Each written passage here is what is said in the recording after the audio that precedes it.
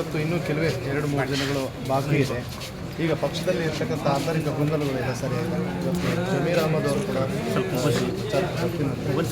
ಈ ಬಗ್ಗೆ ತಾವೇನು ಹೇಳಕ್ಕೆ ಬಯಸ್ತೀವಿ?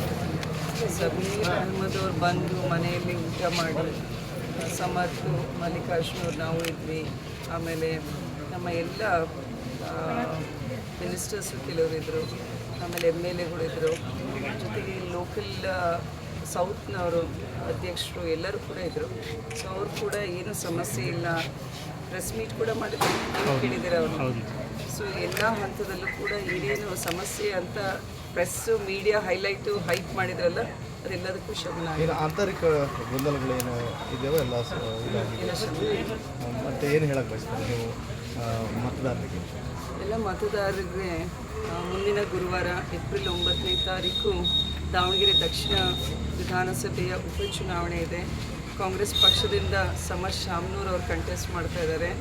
ಸೊ ನಿಮಗೆಲ್ಲರಿಗೂ ನಮ್ಮದು ಅದೇ ರಿಕ್ವೆಸ್ಟು, ಅಪ್ಪಾಜಿಯವ್ರನ್ನ 6 ಬಾರಿ ನೀವು ಗೆಲ್ಲಿಸಿದ್ದೀರಾ.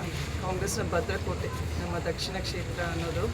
ಸೊ ಈ ಬಾರಿ ಕೂಡ ಒಳ್ಳೆ ಬಹುಮತದಿಂದ ಸಮರ್ಥನ ಗೆಲ್ಲಿಸ್ಬಿಟ್ಟು ನಿಮ್ಮ ಸೇವೆ ಮಾಡಲಿಕ್ಕೆ ಒಂದು ಅವಕಾಶ ಕೊಡಿ ಅಂತ ನಾನು ಕೂಡ ನಿಮ್ಮ ಮಾಧ್ಯಮದ ಮೂಲಕ ಜನರಲ್ಲಿ ಕೇಳ್ತೀನಿ. Thank you.